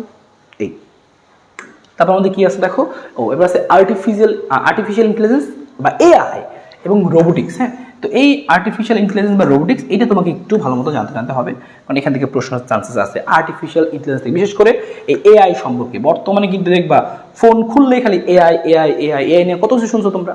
তো সেই জিনিসগুলো এখানে লেখা যে আর্টিফিশিয়াল ইন্টেলিজেন্স কি, যে আমাদের ভিআর বা ভার্চুয়াল রিয়েলিটির একটা অংশ। এই আর্টিফিশিয়াল ইন্টেলিজেন্স জিনিসটা কি, যে আমরা নর্মালি মানুষজন কি করি, চিন্তা করে সেভাবে কাজ করতে পারি। আর যন্ত্র কি করে, যন্ত্রকে একটা জিনিস শিখাই দেওয়া হয় যে তুই এইটা বললে এইটাই খালি করবি, এইটা বললে এটাই করবি, এরকম যন্ত্রকে ইনপুট দেওয়া থাকে, সে ওইভাবে আউটপুট দেয়। কিন্তু বর্তমানে তুমি খেয়াল করবা যে যন্ত্রকে তুমি নিজের মতো করে সেম জিনিস জিজ্ঞেস না করলে সে সেম জিনিস, মানে তোকে শিখানো প্রশ্ন না দিলেও সে নতুন প্রশ্নের অ্যান্সার দিতে পারছে, যেমন চ্যাট জিপিটি, এটা কিন্তু একটা এআই। হ্যাঁ, তাছাড়া বর্তমানে কিন্তু অনেক এআই বের হয়েছে, অনেক ধরনের এআই বের হয়েছে, তোমার কাজকে অনেক সহজ করে দিচ্ছে, একদম তুড়িতে করে দিচ্ছে বিশাল বিশাল কাজ আর কি। তো এআই কি করছে, চ্যাট জিপিটি কি আমরা ইচ্ছা মতো প্রশ্ন জিজ্ঞেস করি, হ্যাঁ, তো সে কিন্তু ওই তার নিজের বুদ্ধিমত্তা খাটায় একটু অ্যান্সার দেয় আর কি, কারণ তাকে ওই বুদ্ধিমত্তাটা একটু প্র্যাকটিস করানো হয়েছে, শেখানো হয়েছে। হ্যাঁ, তার মানে আমরা মানুষ যেভাবে চিন্তা করি ওই চিন্তার ধারাটা মেশিনের মধ্যে ঢুকাই দিচ্ছি আমরা, ওটাকেই বলতেছি কি আমরা কি আর্টিফিশিয়াল ইন্টেলিজেন্স। হ্যাঁ, মানে আমার চিন্তা ভাবনাগুলা, তোমাকে কোনো একটা প্রশ্ন বলে তুমি আমার প্রশ্নের মতো করে একটা অ্যান্সার দিতে পারো, তো মেশিন এখন সেই কাজটা শিখতেছে, মেশিনকেও সেইটা শেখানো হয়েছে, ওটাকেই বলতেছি আমরা কি যে আর্টিফিশিয়াল ইন্টেলিজেন্স। ওটাই দেখো, ওইটা আমাদের লেখা আছে যে এরাতে বেশ কিছু ক্ষেত্র আছে, যেমন machine learning, robotics, computer vision, তারপরে natural language processing, speech processing ইত্যাদি।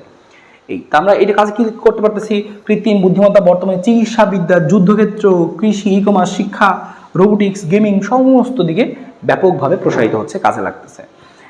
এই কৃত্রিম বুদ্ধিমত্তা প্রধানত ব্যবহৃত হয় রোবোটিক্সে, কিন্তু আমরা এটা করি রোবোটিক্সে। হ্যাঁ, রোবট কি করে, যে যেগুলো অসাধ্য কাজ মানুষ যেটা করতে পারে না সেই কাজগুলো কিন্তু রোবটের মাধ্যমে আমরা কিন্তু করাই আর কি। হ্যাঁ, রোবট।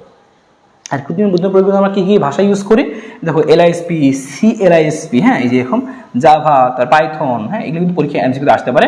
একটা এমসিকিউ আমরা দেখে আসছি অলরেডি, কিন্তু এখানে আসছিল। ঠিক আছে, এই তো সহজ কথা হচ্ছে এটা যে আমরা আমাদের মানুষের যে চিন্তা ভাবনা ধারাটা সেটা আমরা মেশিনের সাহায্যে প্রকাশ করতেছি, ওটাকে বলতেছি আমরা কি এআই। হ্যাঁ, আর্টিফিশিয়াল ইন্টেলিজেন্স। হ্যাঁ, ওপেন এআই, চ্যাট জিপিটি, এগুলো সবই কিন্তু এটারই কল্যাণ। তারপর দেখো cryo surgery, one of the most important, এটা অনেক বেশি ইম্পর্টেন্ট। তোমার পরীক্ষায় যদি প্রশ্ন আসে, বলতে 3টা টপিক বলতে বলো যে ভাই 3টা টপিক বলেন, তার মধ্যে একটা হচ্ছে ক্রায়ো সার্জারি। তারপরে তার মধ্যে আরেকটা কি আছে, আমাদের হচ্ছে ভিআর ভার্চুয়াল রিয়েলিটি, একটা ক্রায়ো সার্জারি, আর একটা হচ্ছে আমাদের বায়োমেট্রিক্স, সাথে গ্লোবাল ভিলেজ। 4টা টপিক তুমি যদি পড়ো তাইলেই হবে। তো ক্রায়ো সার্জারি হলো কি, এমন এক ধরনের, তার নর্মালি কি ক্রায়ো সার্জারি একটা চিকিৎসা পদ্ধতি।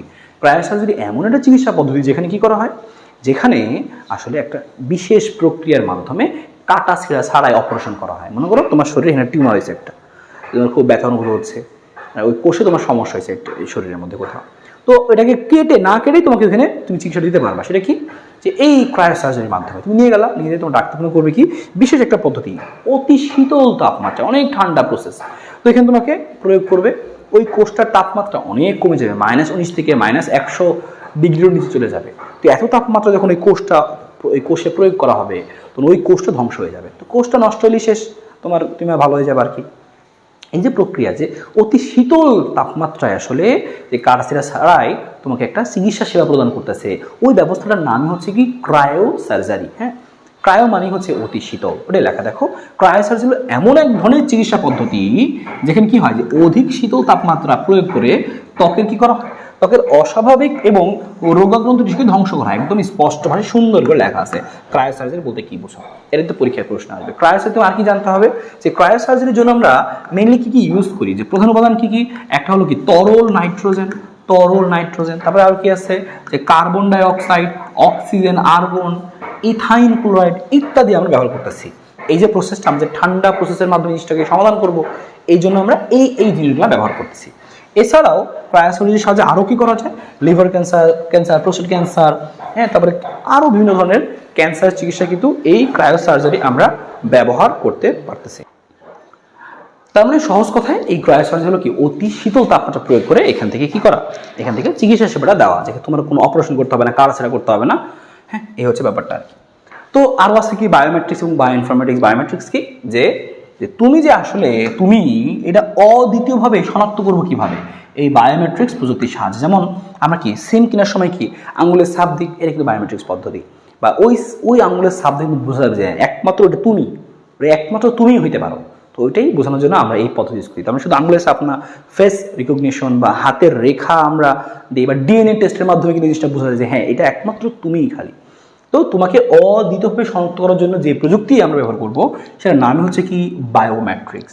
আর বায়ো ইনফরমেটিক্স কি, যে জীব সংক্রান্ত বা হচ্ছে বায়োলজি সংক্রান্ত জিনিসপাতির সাথে আমি আইসিটি প্রয়োগ করব, যে তথ্য ও যোগাযোগ প্রযুক্তির যেই কনসেপ্টগুলো সেগুলো ইউজ করব, পরিসংখ্যান বা ডাটাবেস ইত্যাদি ব্যবহার করে আমি যেই ব্যবস্থা গড়ে তুলব তার নাম হচ্ছে কি বায়ো ইনফরমেটিক্স। এবং এটা ইউজ করে কিন্তু গবেষণার কাজে অনেক বেশি হেল্প হচ্ছে। যেমন প্রোটিনের সিকোয়েন্স তৈরি করা, তারপর হচ্ছে জিনোম সিকোয়েন্স তৈরি করা, জিন থেরাপি দেওয়া, মলিকুলার মেডিসিন ওষুধ তৈরিতে, হ্যাঁ, আমরা কি করি, এই বায়ো ইনফরমেটিক্সের সুবিধাটা নেই আমরা। আর কি আছে, শরীরবৃত্তীয় কিছু বায়োমেট্রিক্স পদ্ধতি আছে। একটা হচ্ছে বায়োমেট্রিক্স পদ্ধতি দুই রকম, একটা শরীরবৃত্ত, একটা হচ্ছে আচরণগত। তো শরীরবৃত্ত কি কি আছে, যেমন আঙ্গুলের ছাপ, হাতের রেখা, আইরিশ, চোখের আইরিশ, রেটিনা, দেখো না এটা পাসওয়ার্ড দেয় মানুষ, যেমন চোখ দিয়ে তাকাই, পরে এখানে কি পাসওয়ার্ড, এটা মেশিন খুলে যায় আর কি পাসওয়ার্ড, কারণ এই জিনিসটা তোমার একমাত্র তোমারই এই জিনিসটা আছে, আর কারো নাই, সেম জিনিস তাহলে তোমারই আছে। মুখমণ্ডলের অবয়ব শনাক্তকরণ, আর তোমার কি আছে ডিএনএ টেস্ট আর কি, হ্যাঁ, ইত্যাদি। এছাড়াও কি আছে আচরণগত বলছিলাম, যে কিবোর্ড টাইপিং, হ্যাঁ, কিবোর্ড কি স্ট্রোক ভেরিফিকেশন, তুমি কিবোর্ড টাইপ করবা, ওই টাইপিং এর তোমার স্টাইল দেখে কম্পিউটার বুঝে নেবে যে হ্যাঁ এটা তুমি, এরকম। তাছাড়া কি আছে, যে হাতে করা স্বাক্ষর, তুমি সিগনেচার দিলা, ওই সিগনেচার দেখে সে বুঝতে পারবে যে আচ্ছা এটা তোমারই সিগনেচার, এরকম। বা হচ্ছে ইত্যাদি, এরকম অনেকগুলো আমাদের আরও আছে আচরণগত বায়োমেট্রিক্স। তাছাড়া দেখো আমরা আরও ইনফরমেশন জেনে রাখতে পারি, এখান থেকে কিছু ইনফরমেশন লেখা আছে যে আমরা মোবাইল সিম ক্রয়ের সময় বায়োমেট্রিক্স পদ্ধতি ব্যবহার করি। হ্যাঁ, এগুলো থেকে কী কী সুবিধা অসুবিধা, বা আমরা একটা লাশ শনাক্ত করবো, মনে করো কি মরে গেছে, ওই লাশটা শনাক্ত করার জন্য কী করি, বায়োমেট্রিক্স ইউজ করি, কারণ তার আঙুলের ছাপ ইত্যাদি ম্যাচ টেস্ট করে দেখি আমরা যে হ্যাঁ আসলেই সে কিনা, যে হ্যাঁ এটাই সে, আসলেই সে, বা ডিএনএ টেস্ট করি আমরা। তো বায়োমেট্রিক্স পদ্ধতি ইউজ করা হয় অনেক জায়গায় আর কি। অথবা আরেকটা আছে কণ্ঠস্বর যাচাই, বা হচ্ছে ভয়েস রিকগনিশন, তুমি কথা বলবা, তোমার ভয়েস শুনে কম্পিউটার বুঝবে যে হ্যাঁ এটা তুমি, তোমাকে অ্যাক্সেস দেবে, এরকম। ঠিক আছে, তো আশা করি এই জিনিসগুলো বোঝা গেছে। আর আছে কি লাস্ট জিনিস আছে জেনেটিক ইঞ্জিনিয়ারিং এবং ন্যানো টেকনোলজি, এটা আমাদের লাস্ট জিনিস। জেনেটিক ইঞ্জিনিয়ারিং কি, যে আমরা এই জেনেটিক ইঞ্জিনিয়ারিং দেখো যে বিভিন্ন জটিল রোগের কারণ, বা হচ্ছে তুমি কোনো একটা জিনের মডিফিকেশন করা, নতুন জাত উদ্ভাবন করা ফসলের, খরা টাইমে তুমি তো আসলে ফসল উৎপন্ন করতে পারো না, তাহলে কী করা যায়, ওই টাইমের জন্য কি ফসল আসলে কীভাবে জেনেটিক্যালি মডিফাইড আমি ফসল উৎপন্ন করতে পারি, আমার জন্য লাভ হয়, বা বেশি বেশি ফসল উৎপন্ন করতে পারি অল্প সময়ে। তো এই যে জিনিসগুলো, এই যে মডিফিকেশনগুলো করা, এটাকে বলা হচ্ছে কি জেনেটিক ইঞ্জিনিয়ারিং।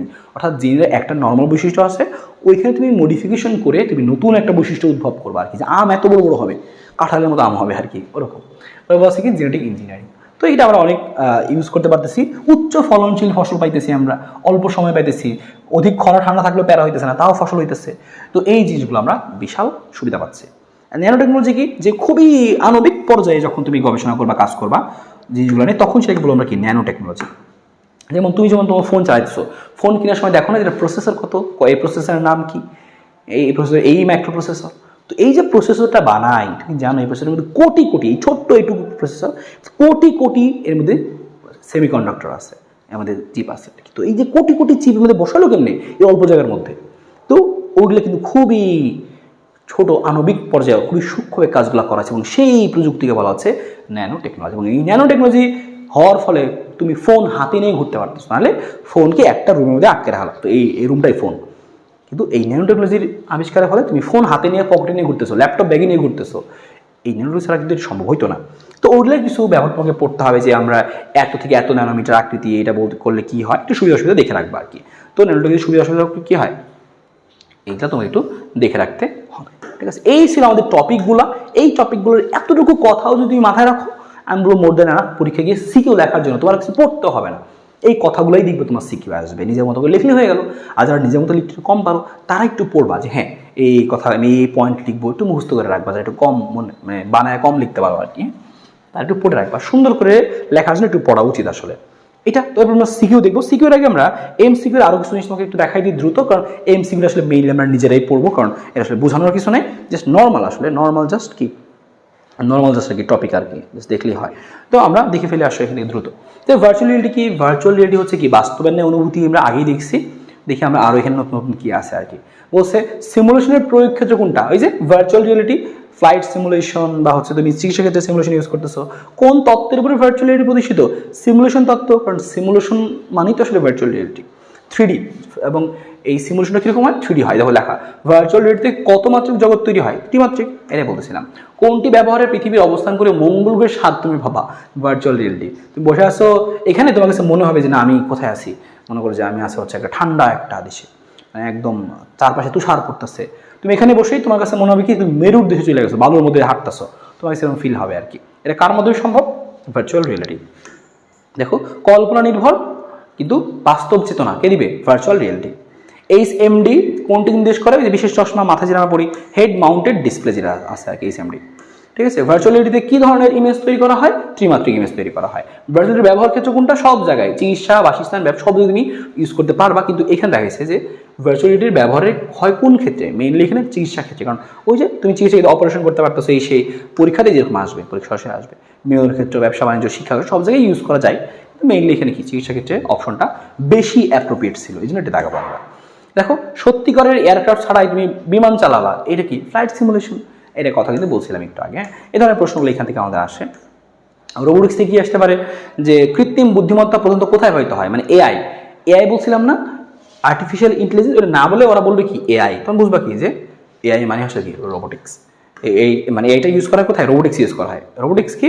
যে রোবট বিজ্ঞান, যেখানে রোবটের জিনিসপাতি আলোচনা। টেলিপ্রেজেন্সের প্রয়োগ ক্ষেত্র কোনটা? ভার্চুয়াল রিয়েলিটি দেখছিলাম আমরা।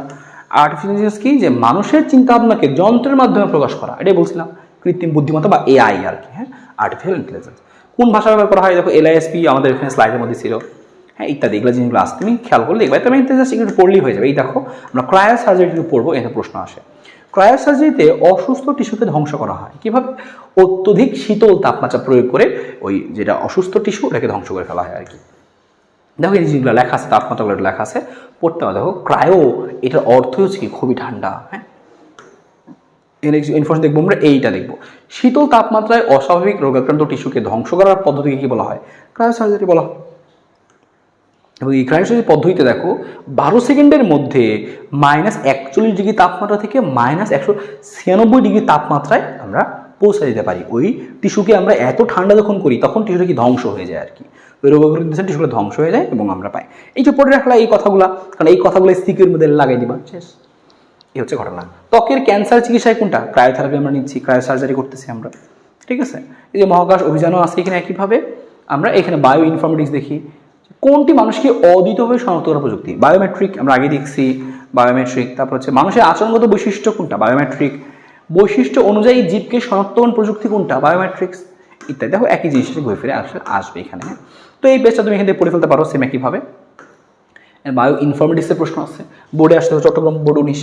জীব সংক্রান্ত তথ্য ব্যবস্থাপনার কাজে, জীব সংক্রান্ত তার মানে কি? বায়ো ইনফরমেটিক্স, জীব সংক্রান্ত বায়ো ইনফরমেটিক্স। আঙ্গুলের ছাপ ব্যবহার করে কোন পদ্ধতিতে? বায়োমেট্রিক পদ্ধতিতে। ঠিক আছে। এই জিনিসগুলো তুমি দেখবা ঘুরে ফিরে আসে। লাস্টে আছে কি? জেনেটিক ইঞ্জিনিয়ারিং বা হচ্ছে কি ন্যানো টেকনোলজি। এখানে দুইটা প্রশ্ন দেখতে পারো। বিভিন্ন জটিল রোগের কারণ আবিষ্কার করা হয় কিসের সাহায্যে? জেনেটিক ইঞ্জিনিয়ারিং এর সাহায্যে। ডিএনএ নতুন সিকোয়েন্স তৈরি করার প্রযুক্তির নাম কি? Genetic engineering. হ্যাঁ, জেনেটিক ইঞ্জিনিয়ারিং এর অপর নাম কি? Genetic modification. এগুলো একটু দেখে রাখতে পারো আর কি।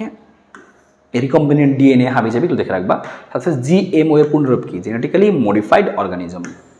এটা তুমি নিজে একটু দেখলেই হয়ে যাবে। সেম এখানে ন্যানো টেকনোলজি কথা আছে, ন্যানো পার্টিকেলের আকৃতি কেমন হয়, 1 থেকে 100 ন্যানোমিটার, এগুলো একটু দেখে রাখতে পারো, কারণ এখান থেকে পরীক্ষা দেখবো তুমি সরাসরি তোমার এমসিগুলো আসবে। আমি স্লাইডটা তোমাদের গ্রুপেই ড্রাইভ লিঙ্কে চ্যাপ্টার 1 এর মধ্যে আপলোড করে দিব, এখান থেকে একবার দেখে রাখতে পারো। এইটুকু স্লাইড পড়লেই হবে এই চ্যাপ্টারের জন্য। আমরা সিকিউগুলো একটু আইডিয়া নিই যে ঠিক আছে এখান থেকে আসলে সিকিউগুলো বেসিক্যালি আমাদের কীভাবে আসতে পারে, এই টপিক থেকে আমাদের সিকিউগুলো আমাদের মেইনলি কীভাবে আসতে পারে আমরা এইটা একটু আইডিয়া নিই। ঠিক আছে, দেখি আসলে আমরা দ্রুত দেখি সিকিউ। দেখো প্রথমে কী বলছে, একটা সিকিউ দেওয়া বলছি, ডক্টর নিলয় ব্রেন ক্যান্সার নিরাময়ে শীতল শীতল আর্গন, হ্যাঁ শীতল আর্গন হবে এটা, শীতল আর্গন, ঠিক আছে। শীতল আর্গন গ্যাস ব্যবহার করে চিকিৎসা নিবে। তুমি বলো শীতল আর্গন দেখে তোমার মাথায় কি আসা উচিত? Cryo surgery. তার মানে ওরা ক্রায়ো সার্জারি নিয়ে কথাবার্তা বলছে আর কি, হ্যাঁ ক্রায়ো সার্জারি নিয়ে কথাবার্তা বলছে। অভিজ্ঞতা আলোকে পদ্ধতি প্রয়োগের জন্য অভিজ্ঞতার উদ্দেশ্যে একটি সিমুলেটেড অপারেশন করলো। সিমুলেটেড অপারেশন মানে কি? ওই যে আমরা কি বলছিলাম যে ভিআর, ভার্চুয়াল রিয়েলিটি। শেষ প্রশ্ন কি বলছে দেখো, কৃত্রিম বুদ্ধিমত্তা কি, এআই কি? এই যে মানুষের চিন্তা ভাবনাকে যন্ত্রের মাধ্যমে প্রকাশ করা এআই। আচরণের সংযত করার পদ্ধতি বুঝে রাখা, আচরণের মাধ্যমে কি কণ্ঠস্বর, তারপরে কিবোর্ড টাইপিং, তারপর হচ্ছে কি এরকম একটা ছিল না, সেই কয়েকটা ছিল কি আচরণের মাধ্যমে, তো সেই নামগুলো লিখে দিবা। ডক্টর নিলয়ের চিকিৎসা পদ্ধতির ব্যাখ্যা করো। চিকিৎসা পদ্ধতি কি? এই যে ক্রায়ো সার্জারি, এখন ক্রায়ো যা জানো যে ক্রায়ো সার্জারি একটা শীতল চিকিৎসা পদ্ধতি। এখানে আমরা কাটাছেঁড়া ছাড়াই যে একদম ঠান্ডা তাপমাত্রা প্রয়োগ করে কোনো অসুস্থ কোষকে বা অস্বাভাবিক কোষকে ধ্বংস করে ফেলতে পারি। এখানে তাপমাত্রা 12 সেকেন্ডের মধ্যে -41 থেকে -196 ডিগ্রি তাপমাত্রায় নেমে যায়। এখানে আমরা ইউজ করি কি তরল নাইট্রোজেন, অক্সিজেন, তারপর হচ্ছে carbon dioxide, argon, ethyne chloride, এইগুলো ব্যবহার করে আমরা এই চিকিৎসাটা দিই আমরা। এটা খুবই কার্যকরী ইত্যাদি লিখে দিবা। তাছাড়াও কি কি কথা ইউজ করা হয় যে এই বিভিন্ন ক্যান্সার নিরাময়ে বা লাং ক্যান্সার, প্রোস্টেট ক্যান্সার, এগুলা সমাধানে কিন্তু ইউজ করা হয়, ক্রায়োথেরাপি দেওয়া হয়। হ্যাঁ, তো এটা খুবই সুবিধা। তো এই কথাগুলাই ঘুরে ফিরে সুন্দর লিখে দিবা, এনাফ। আর ডক্টর নীল অপারেশনের অভিজ্ঞতা আর লাভের পরিবেশের প্রভাব বিশ্লেষণ করো। তো সে যে অভিজ্ঞতা লাভ করছে কোথায়? সিমুলেটেড অভিজ্ঞতা লাভ করছে মানে কি? ভিআর। তাহলে এইটার তুমি প্রভাব লিখবা মানে কি? এইটার সুবিধা, এটার অসুবিধা লিখে দিবা। শেষ বাংলা কথা, মানে ভিআর এর বাংলা কথা। তুমি ভার্চুয়াল রিয়েলিটি শিখছিলা, সেই ভার্চুয়ালের সুবিধা আর কি লিখবা? যে অসুবিধা। সুবিধা অসুবিধাগুলো তুমি পরীক্ষা থেকে লিখবা, সুবিধা অসুবিধাগুলো, ঠিক আছে? ডান। এই হচ্ছে আমাদের এখানকার জিনিস। দেখো ওইগুলো আমি লিখেও রাখছি, ওই যে ক্রায়ো সার্জারি যে কথাগুলো তুমি লিখতে পারো পরীক্ষায় সিকিউর মধ্যে গুছে, সেটা দেখাই দেওয়া আছে। ওই যে বলছিলাম ঘর নম্বরে যে ভার্চুয়াল রিয়েলিটির সুপ্রভাবগুলো তুমি দেখাবা, কুপ্রভাবগুলো তুমি দেখাবা এখান থেকে। তো সেই জিনিসগুলো এখানে লিখে দিচ্ছি, তোমার বুঝতে সুবিধা হবে আর কি, ঠিক আছে? দেখো পরে একটা সিকিউ দেখি আমরা। এখানে বলছে কি যে গ নম্বরে উদ্দীপকের মনির সাহেবের আইসিটি নির্ভর কোন চিকিৎসা পদ্ধতি সুবিধা নিয়েছিল। তো সে কি করছে? সে একজন চাউল কল ব্যবসায়ী, চাউল কল করতে গিয়ে দেখছে তার একজন গুরুতর অসুস্থ হয়ে গেছে কর্মচারী। হ্যাঁ, আর সেই কর্মচারীকে সে প্রযুক্তিগত সুবিধা ব্যবহার করাইছে। সে কি করছে? সে দ্রুত চিকিৎসা ব্যবস্থা করে। তার মানে সে আসলে যে কি করছে মেইনলি, যে সে এক চাউল কল ব্যবসায়ী, সে গিয়ে দেখছে তার একটা কর্মচারী অসুস্থ হয়ে গেছে, সে প্রযুক্তি নির্ভর একটা তাকে সুবিধা দিচ্ছে। তার মানে সে আসলে ওইখানে বসেই ডাক্তারের সাথে ফোন কলের মাধ্যমে তাকে যোগাযোগ করাই দিচ্ছে। তাই প্রযুক্তিটা নির্ভর করছে। তাহলে আমাদের একটাই ছিল প্রযুক্তি নির্ভর চিকিৎসা, টেলিমেডিসিন ছিল না? তো ওইটাই তোমাকে বোঝাইছে আসলে, ওইটা তোমাকে বুঝে নিতে হবে। মানে টেলিমেডিসিন, তোমাকে কি লিখতে হবে? কি সুবিধা নিয়েছিল ব্যাখ্যা করবে। টেলিমেডিসিনের জিনিসগুলো তুমি ব্যাখ্যা করবা। আচ্ছা, টেলিমেডিসিন, ফোন কলের মাধ্যমে এই সেই হাবি যাবি মেডিসিন, বেশি বড় কিন্তু হয় না আর কি, প্রশ্নগুলো কিন্তু বেশি বড় না, ছোট ছোট কিন্তু সিকিউ হয় অ্যান্সারগুলো। আর মনীষ সাহেবের ক্ষেত্রে বিশ্বব্যাপী ধারণা। মনীষ সাহেব কি করছে? ব্যবসা বাণিজ্য করছে, ই কমার্স। দেখো তার নিজস্ব ওয়েব পেজ আছে, সে কি করতেছে? পণ্য বিক্রয় করতেছে, বিভিন্ন প্রতিষ্ঠানের সাথে সে যোগাযোগ করতেছে, সে সব কিছু ব্যবহার করতেছে। যে সে সরাসরি একদম, এখানে আরো কক্ষ ছিল সেগুলো অ্যান্সার দেওয়া আছে। দেখো গ নম্বরে কি বলছে? যে টেলিমেডিসিনের প্রযুক্তি, তুমি কিছু কথা লিখে দেবা শেষ। আর ঘ নম্বর কি করছে? ই কমার্স, ইমেল ব্যবহার করছে, সে ই কমার্স ব্যবহার করছে, সব কিছুই সে আসলে ব্যবহার করছে। অনলাইনে সে কেনাবেচা করছে আর কি, অনলাইনে টাকা ট্রান্সফার করছে, তারপরে মেল করছে অন্যান্য কর্মকর্তার সাথে, তারপরে সে হচ্ছে ই কমার্স ব্যবসা বাণিজ্য করছে, ই কমার্সের সাথে সব কিছু তোমাকে একটু ব্যাখ্যা করে দিতে হবে, এতটুকুই। তবে আরও প্রশ্ন দেখতে পাই সেখানে তো ক নম্বর সে ক্রায়ো সার্জারি কি, বা উদ্দীপকের আলোকে সাব্বিরের কর্মকাণ্ড। সাব্বির কি করছে? সাব্বির ও আসিফ দুই বন্ধু পড়াশোনা করছে।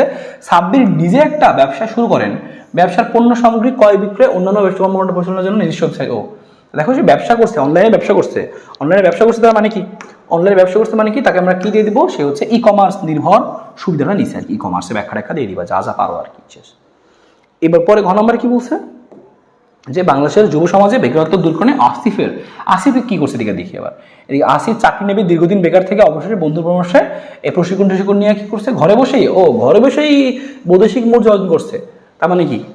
সে হচ্ছে ফ্রিল্যান্সিং করছে, আউটসোর্সিং। তার মানে এটা কি হবে? আউটসোর্সিং আর কি। আউটসোর্সিং এর ব্যাখ্যা তুমি এখানে দিয়ে দিবা যে আচ্ছা এই যে ঘ নাম্বার, যে আউটসোর্সিং করলে কি কি সে করতে পারে, দেহের চাকা ঘুরাইতে পারে, নিজের চাকা ঘুরাইতে পারে, সবকিছু লিখে দিবা, শেষ। এই হচ্ছে ঘটনাটুকু। তো সিকিউ এর জন্য আমি তোমাকে একটা পিডিএফ দিব, সিকিউ এর প্র্যাকটিস করার জন্য বা সিকিউ এর লেখার জন্য তুমি একটু আমাদের ড্রাইভ লিঙ্কে চেক করবা, এই সিকিউ এর পিডিএফটা তুমি পাই যাবে আর কি, ঠিক আছে? সিকিউ এর জন্য কোন কোন সিকিউ রিডিং করে রাখবা, 2-3টা প্রশ্ন যেন তুমি আসলে গুছায় লিখতে পারো আর কি। তো সিকিউ এর পিডিএফ দিয়ে দিব, আর এমসিকিউ এর পিডিএফটা আমরা কোথায় ড্রাইভে দিয়ে দিব আর কি। হ্যাঁ, ড্রাইভ লিঙ্কে তোমাকে আমি দিয়ে দিব, ড্রাইভ লিঙ্কে আমি দিয়ে দিব, তুমি জাস্ট এটুকু পড়বা, এনাফ। এটা তোমার ব্যাকআপ চ্যাপ্টার, এটুকু ক্লাস করলে এনাফ, যে বই না পড়লে হবে, তারপরে একটু বইটা খুলে দেখে রাখো। তো আশা করি এই চ্যাপ্টারটা বোঝা গেছে টোটালি কী কী আসবে, যদিও সহজ চ্যাপ্টার ছিল, পড়ানো কিছু ছিল না, নিজেই পড়া যায়। তারপরেও তোমাদের জন্য একটু জাস্ট আইডিয়া, যারা একবারই পড়ো নাই, যেন ভয় না লাগে আমি কি পড়লাম। কারণ তুমি যখন একবারই না পড়ো তখন মনে হয় যে আমি এইটা পড়ি নাই, ওইটা পড়ি নাই, এটা কম পড়ছি, তোমার একটা সাহস থাকে না। এখন তুমি যতটুকুই পড়ো সাহস থাকবে না, এগুলোই পরীক্ষা আসে, এই জিনিসগুলোই আসে। দেখাই দিলাম, ইনশাল্লাহ আশা করি পুরো এই চ্যাপ্টারটা বুঝে গেছো, সিকিউ এমসিকিউ বেসিক সব কিছু ক্লিয়ার হয়েছে। কেমন লাগলো কমেন্টে অবশ্যই জানাও। ভালো থাকো।